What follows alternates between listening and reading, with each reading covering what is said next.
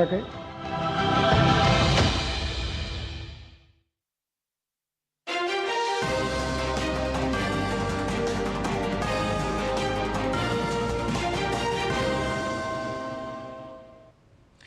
नमस्कार, सांकेतिक भाषा के इस विशेष बुलेटिन में आप सभी का स्वागत है। मैं हूं ऋतु वर्मा और मेरे साथ हैं एचआई एंकर दीपाली।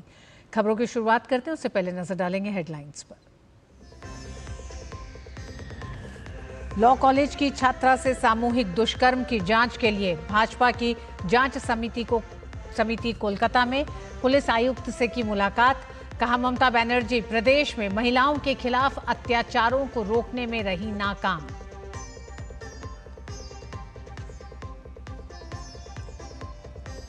तेलंगाना के संगारेड्डी में केमिकल फैक्ट्री में भीषण विस्फोट, 8 की मौत, कई घायल। राहत बचाव अभियान जारी। हादसे पर प्रधानमंत्री नरेंद्र मोदी ने जताया शोक, मुआवजे का किया ऐलान।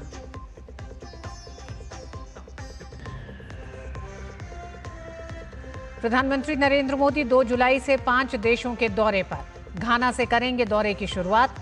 ब्राजील में ब्रिक्स सम्मेलन में लेंगे हिस्सा। अर्जेंटीना, त्रिनिदाद एंड टोबैगो और नामीबिया की भी यात्रा का कार्यक्रम।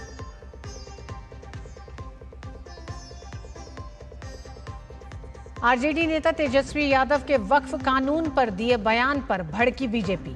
सुधांशु त्रिवेदी ने कहा, संविधान को कूड़े में फेंकना चाहता है इंडी गठबंधन। पूछा, क्या बिहार में शरिया लागू करेगा विपक्ष?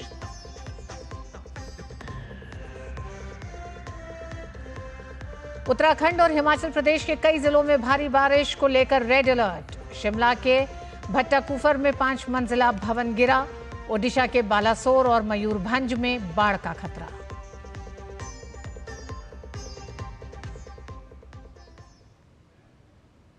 कोलकाता में लॉ कॉलेज की छात्रा से गैंगरेप की घटना को लेकर भारतीय जनता पार्टी द्वारा बनाई गई जांच समिति आज पश्चिम बंगाल दौरे पर है। इस बीच बीजेपी की फैक्ट फाइंडिंग टीम ने कोलकाता में पुलिस कमिश्नर मनोज वर्मा से मुलाकात की। मुंबई पुलिस के पूर्व कमिश्नर और पूर्व केंद्रीय मंत्री सतपाल सिंह की अध्यक्षता में गठित भाजपा की फैक्ट फाइंडिंग टीम में पूर्व केंद्रीय मंत्री मीनाक्षी लेखी, त्रिपुरा के पूर्व मुख्यमंत्री और भाजपा सांसद बिप्लब कुमार देव और बार काउंसिल के अध्यक्ष मनन कुमार मिश्रा शामिल हैं। भाजपा की इस जांच समिति का उद्देश्य मामले में सत्य तथ्य का पता लगाना है। भाजपा का कहना है कि ममता सरकार में महिलाएं सुरक्षित नहीं हैं। इतना ही नहीं, कोलकाता की ममता सरकार हमें कोई सहयोग नहीं कर रही है।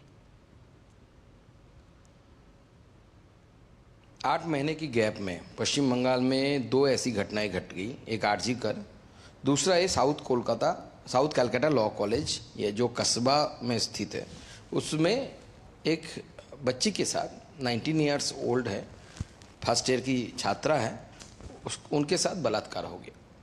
एक महिला मुख्यमंत्री के होने के बाद बार बार ऐसी घटनाएं घट रही है, तो एक के बाद एक घटनाएं घट रही है पश्चिम बंगाल में, और ममता बनर्जी चुप करके बैठी हुई हैं।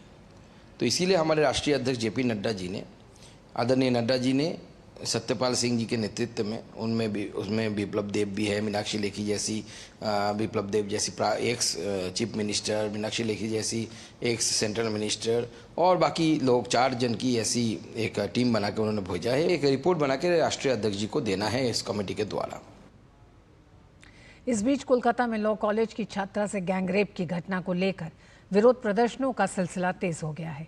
लॉ कॉलेज के छात्रों ने भी विरोध प्रदर्शन किया। वहीं कोलकाता सामूहिक बलात्कार की घटना को लेकर सिलीगुड़ी में भाजपा कार्यकर्ताओं ने सरकार के खिलाफ विरोध मार्च निकाला। We have to stop it from the very root of it. He was an ex-student and he was there in this college, and only to just take control over the whole college. And why is that happening? Why are people who have not passed the examination getting into the college?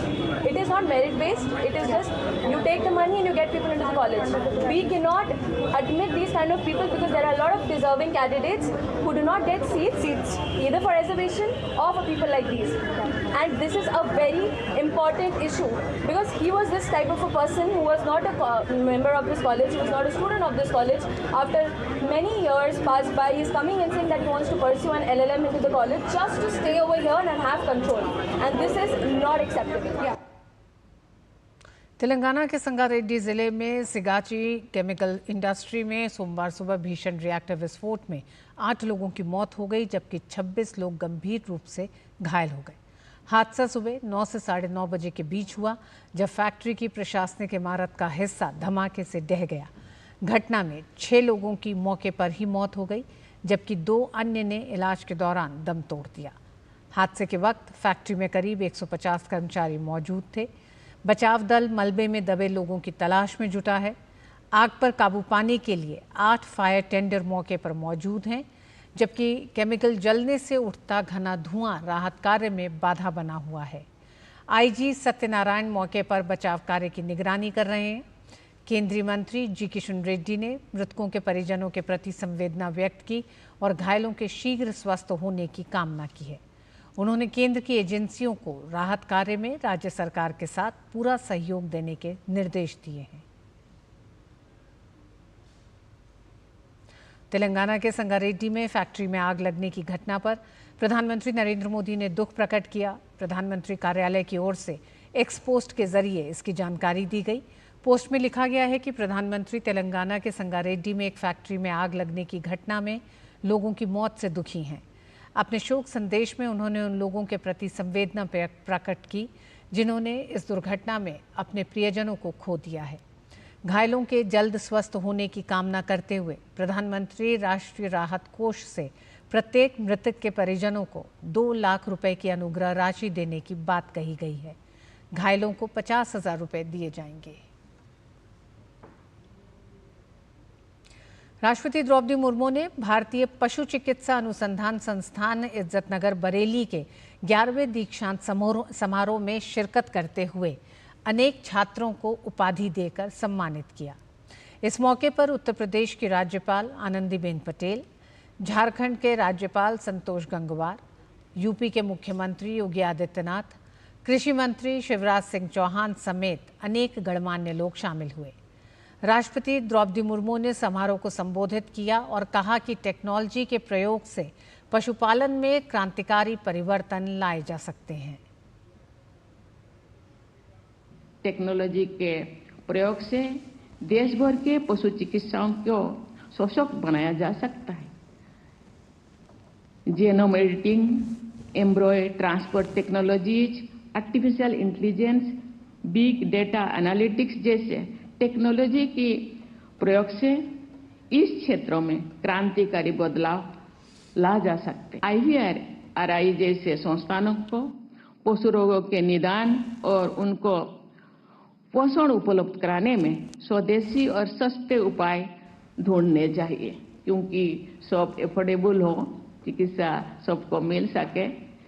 साथ ही उन दवाओं के विकल्प भी तलाशने चाहिए जिनके side effects न केवल पशुओं के बल्कि मनुष्य और पर्यावरण को भी प्रभावित करते रहे। इस मौके पर केंद्रीय कृषि मंत्री शिवराज सिंह चौहान ने प्रधानमंत्री नरेंद्र मोदी का संकल्प विकसित भारत का निर्माण करना है, लेकिन विकसित भारत के निर्माण में विकसित कृषि, समृद्ध किसान के साथ साथ पशुपालन का विकास भी जरूरी है। प्रधानमंत्री श्रीमान नरेंद्र मोदी जी का संकल्प है विकसित भारत का निर्माण, और उनके नेतृत्व में एक वैभवशाली भारत, एक गौरवशाली भारत, एक संपन्न भारत, एक समृद्ध भारत, एक शक्तिशाली भारत और एक विकसित भारत के निर्माण का महाअभियान चल रहा है। लेकिन विकसित भारत के लिए विकसित कृषि और समृद्ध किसान, जिसमें पशुपालन का बहुत बड़ा योगदान है, और इसलिए निरंतर उस क्षेत्र में आप काम करते रहिए। यूपी के मुख्यमंत्री योगी आदित्यनाथ ने कहा कि भारतीय पशु चिकित्सा अनुसंधान संस्थान बरेली में लिम्पी स्किन बीमारी के लिए जो वैक्सीन विकसित की गई वह संपूर्ण देश के लिए नजीर बन गया। कोरोना काल में भी इस संस्थान ने अभूतपूर्व योगदान दिया। वैश्विक महामारी के दौरान जब कोविड-19 के खतरे सामने आए थे, तो उस समय एक चैलेंज था क्योंकि कोविड-19 के प्रारंभिक समय में जांच एक चुनौती थी। IVRI आगे आया और एक नोडल केंद्र के रूप में इसने कोविड-19 की जांच में उत्तर प्रदेश सरकार को अपना सहयोग दिया। यानी केवल पशु पक्षियों के लिए ही नहीं, मनुष्यों के जीवन को बचाने के लिए, कोविड-19 की जांच के लिए, और 2 लाख से अधिक जांच करने में एक बड़ी भूमिका का निर्वहन उस समय किया। Lumpy skin disease vaccine, Uttar Pradesh ने जो वैक्सीन इस संस्थान ने विकसित की, उसको उत्तर प्रदेश में हम लोगों ने परीक्षण करके लगवाया और लंपी स्किन डिजीज पूरी तरह समाप्त हो गई। राजस्थान में जयपुर के कॉन्स्टिट्यूशन क्लब में राजस्थान प्रगतिशील मंच ने पूर्व विधायकों का स्नेह मिलन और सम्मान समारोह आयोजित किया। उपराष्ट्रपति जगदीप धनखड़ ने समारोह में मुख्य अतिथि के तौर पर शामिल हुए। राज्यपाल हरिभाऊ बागड़े, विधानसभा अध्यक्ष वासुदेव देवनानी, नेता प्रतिपक्ष टीकाराम जूली, वरिष्ठ विधायक और राजस्थान प्रगतिशील समाज के संरक्षक हरिमोहन शर्मा समारोह में शामिल हुए। कई पूर्व विधायक और पूर्व मंत्री भी समारोह में शामिल हुए। उपराष्ट्रपति जगदीप धनखड़ ने कहा कि मेरे ऊपर कोई दबाव नहीं है और मैं किसी भी दबाव में नहीं आता हूं। मेरे पर कोई दबाव नहीं है, न मैं किसी पर दबाव डालता हूं, न दबाव में आता हूं। हाल में जो प्रतिघात हुआ, दुश्मन के आतंकी ठिकानों पर कुठाराघात हुआ, भावलपुर और मुरीदके में तो सटीक आक्रमण किया गया, एक बहुत बड़ा सबक सिखाया गया कि आतंकवाद को किसी भी परिस्थिति में बर्दाश्त नहीं करेंगे। और घोषणा की गई कि इस मुहिम का अंत नहीं है, ये निरंतरता से जारी रहेगी जब तक कि अंत नहीं हो जाए आतंकवाद का। हिमाचल प्रदेश के धर्मशाला जिले के तपोवन में राष्ट्रमंडल संसदीय संघ के जोन 2 के वार्षिक सम्मेलन का आयोजन हुआ। इस सम्मेलन का उद्घाटन लोकसभा अध्यक्ष ओम बिरला ने किया। कार्यक्रम के दौरान हिमाचल प्रदेश के मुख्यमंत्री सुखविंदर सिंह सुक्खू, राज्यसभा के उपसभापति और अन्य वरिष्ठ नेतागण उपस्थित रहे।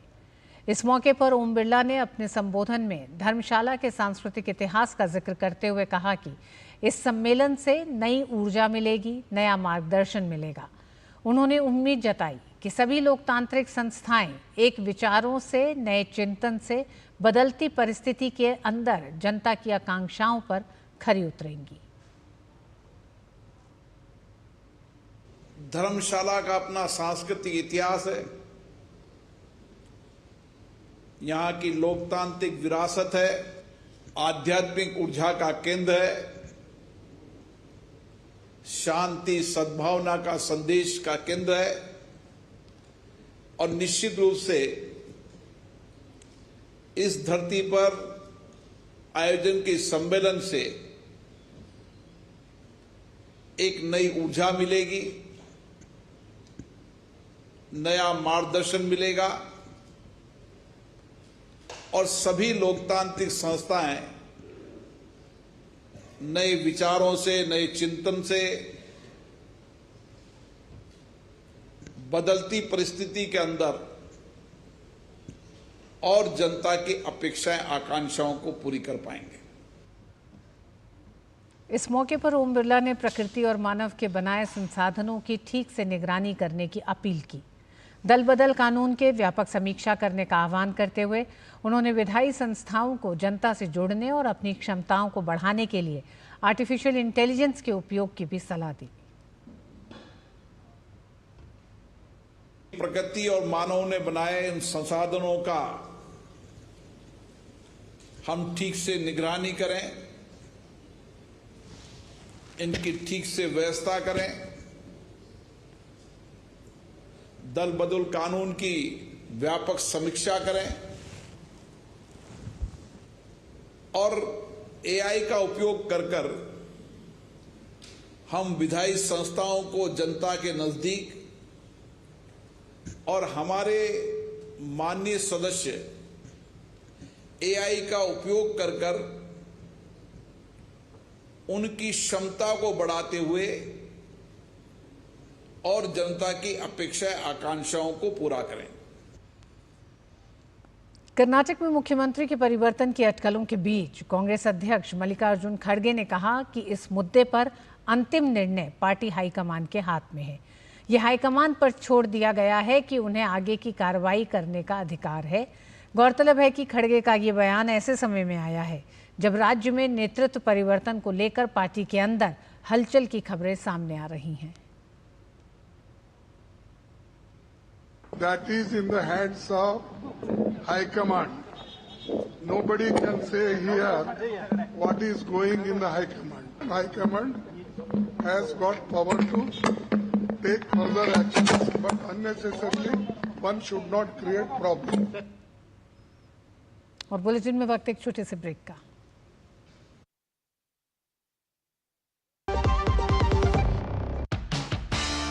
The world's largest accounting body, the Institute of Chartered Accountants of India, ICAI, proudly celebrates 77 years of trust, transparency and excellence. With Vishwasniya as the guiding light, the ICAI continues its march towards the vision of Viksit Bharat, shaping and powering India's economic growth. Join us in celebrating the 77th CA Day on July 1st at Bharat Mandapam, New Delhi from 3:30 p.m. onward. जब धरती चीर कर निकलता है लोहे का पत्थर और मिलता है मोंगिया के जोश से, फिर तपता है, पिघलता है और बनता है फौलाद। अब होता है सरिया सारी खूबियों के साथ। मोंगिया स्टील, मजबूत देश का मजबूत सरिया। जो लक्ष्य चुना था समझ आने लगा है। GLA यूनिवर्सिटी, उच्च लक्ष्य की निश्चित प्राप्ति। देश में इस साल मानसून ने तय समय से पहले दस्तक दे दी है। भारी बारिश से मैदानों से लेकर पहाड़ों तक बारिश देखी जा रही है। मौसम विभाग के मुताबिक दक्षिण पश्चिम मानसून ने 29 जून तक पूरे देश को कवर कर लिया, जो सामान्य तारीख 8 जुलाई से 9 दिन पहले है। दिल्ली, बिहार, उत्तराखंड, हिमाचल प्रदेश समेत अन्य राज्यों में भी भारी बारिश हो रही है। देश के कई क्षेत्रों में बाढ़, भूस्खलन और बादल फटने जैसी स्थिति है। मौसम विभाग ने भी अगले 48 घंटों के लिए कई राज्यों में भारी बारिश और वज्रपात की चेतावनी जारी की है। मौसम विभाग ने दिल्ली के लिए 1 और 2 जुलाई के लिए येलो अलर्ट जारी किया है।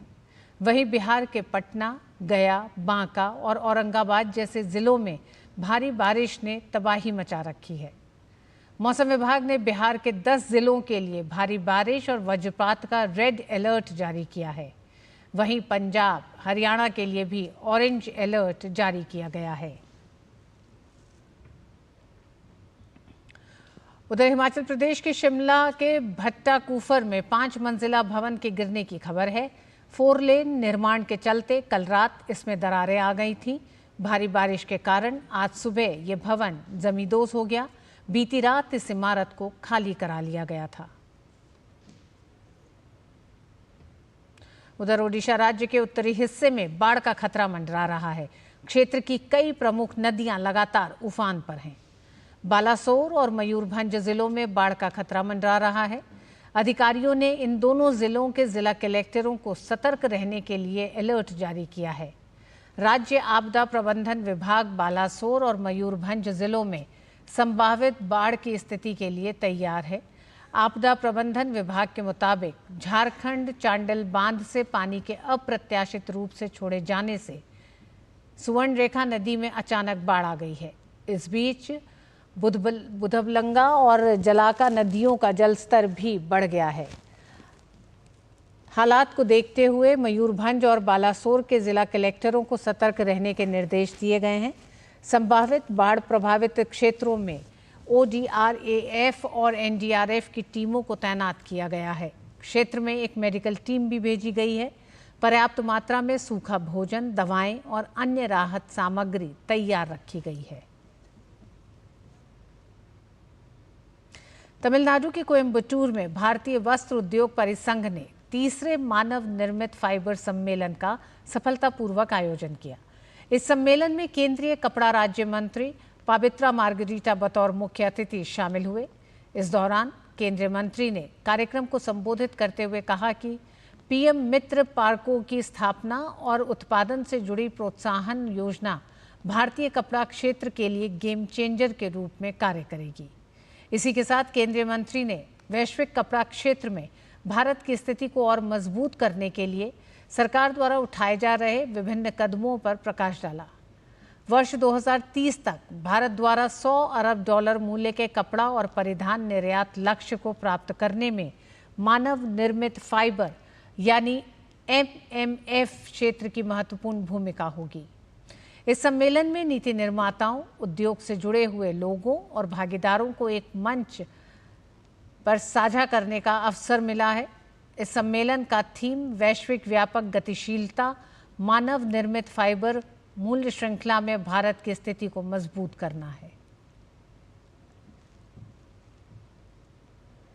India, with its rich textile legacy, cannot afford to stay on the sidelines of this global shift. We must lead it to its speed, strategy, and shared ambition. We are already seeing encouraging results, with several companies undertaking large-scale technology-driven investments. Complementing this progress, the PM Mitra Parks, already mentioned by my friends, complementing this progress, the PM Mitra Parks are being developed as world-class manufacturing hubs with shared infrastructure and strong industry linkages. India has set an ambitious target for crossing $100 billion in textile exports by 2030. वक्फ कानून को लेकर इंडी गठबंधन की बयानबाजी का दौर जारी है।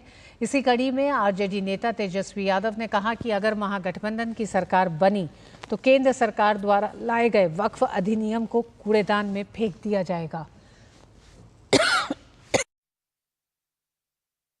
तेजस्वी यादव ने कहा कि हमारे राष्ट्रीय अध्यक्ष लालू यादव ने स्पष्ट कर दिया है कि आरजेडी इस कानून का पुरजोर विरोध करेगी। इस बीच भाजपा ने तेजस्वी यादव पर पलटवार किया है। भाजपा प्रवक्ता सुधांशु त्रिवेदी ने बयान को दुर्भाग्यपूर्ण बताते हुए कहा कि वोट बैंक की राजनीति के चलते तेजस्वी और इंडी गठबंधन के नेता 50 साल पुरानी उस सोच से बाहर नहीं निकल पा रहे हैं। सुधांशु त्रिवेदी ने कहा कि बीजेपी और एनडीए गठबंधन ये सुनिश्चित करने के लिए प्रतिबद्ध हैं कि बाबा साहेब अम्बेडकर के बनाए संविधान और उसके किसी भी नियम को कोई भी कूड़े में नहीं फेंक पाएगा। भारत के लोकतांत्रिक इतिहास के सबसे दुर्दांत काले अध्याय आपातकाल के 50 वर्ष पूर्ण किए हैं। परंतु बहुत दुख की बात है कि कल पटना के उसी गांधी मैदान में जहां आपातकाल के दौरान संविधान की रक्षा और संविधान के सम्मान के लिए जान की परवाह किए बगैर लाखों लोग एकत्र हुए थे, वहां एक ऐसी रैली हुई जिसके की बारे में इंडी गठबंधन के बिहार के नेता तेजस्वी यादव ने कहा कि हम संसद से पारित एक कानून को कूड़ेदान में फेंक देंगे। यह बहुत गंभीर विषय है। उन्होंने वक्फ बोर्ड के कानून के लिए कहा कि हम इसको कूड़ेदान में फेंक देंगे। भाजपा प्रवक्ता सुधांशु त्रिवेदी ने कहा कि तेजस्वी यादव अभी भी 50 साल पुरानी उस सोच में फंसे हैं जहां संविधान को कूड़ेदान में फेंकने की बात होती थी। उन्होंने ये भी कहा कि तेजस्वी को संसद और न्यायपालिका का सम्मान करना नहीं आता।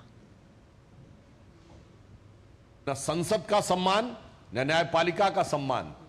वोट बैंक की चाहत में जो कुछ बोला गया है तेजस्वी यादव और इंडी गठबंधन के अन्य नेताओं के द्वारा, उससे साफ है कि यह संविधान को कूड़ेदान में फेंकने की 50 साल पुरानी मानसिकता से बाहर नहीं आ पा रहे हैं। और इस बुलेटिन में बस इतना ही। मुझे और दीपाली को दीजिए अनुमति। नमस्कार।